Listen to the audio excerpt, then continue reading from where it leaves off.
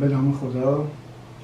الان میخوایم که با دستگاه مخمل‌پاش سپهر روی یک قاب موبایل پاشش مخملی انجام بدیم. ببینید که به چه صورتی در میاد. من برای این کار یک گیره درست کردم که به این شکل وارد قاب میشه و قاب رو راحت میتونیم بگیریم برای چسب زدن و پاشش مخمل.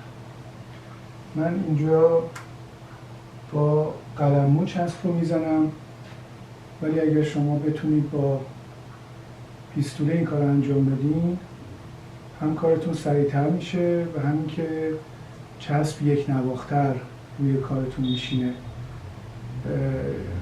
تو بحث مخمل پاشی چسب زدن خیلی مهم هست و هر چقدر که شما چسب رو تمیزتر و یک نواختر بزنید کارتون هم بهتر در میاد و بایستی که بلافاصله بعد از اینکه چسب رو زدید و هنوز چسب تر هست پاشش مخمل رو انجام بدین که پایه پود کاملا توی چسب فرو بره.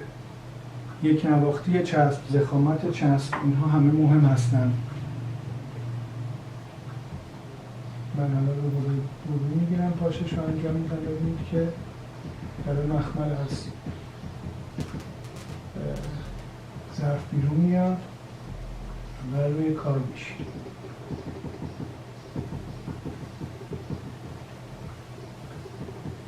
هرچی پودرتون تازه تر باشه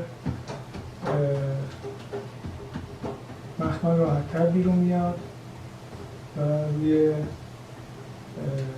کارتون هم میشینه.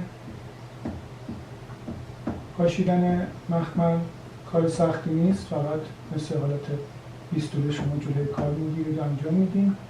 مهم اینه که شما ضخامت چسب و شلی و سفتیش رو رعایت کرده باشید. الان میبینید که خیلی سریع و تمیز همه جاشو پوشوند و یه کار مخملی تمیزی بهتون داد. حالا این وقتی خشک بشه ضد آب میشه، چون که من از چسب ضد آب استفاده کردم مثلا DM5. ولی اگر جاهایی باشه که احتیاج نباشه چسبتون ضد آب باشه میتونید از چسب چوب هم استفاده کنید. موفق باشید.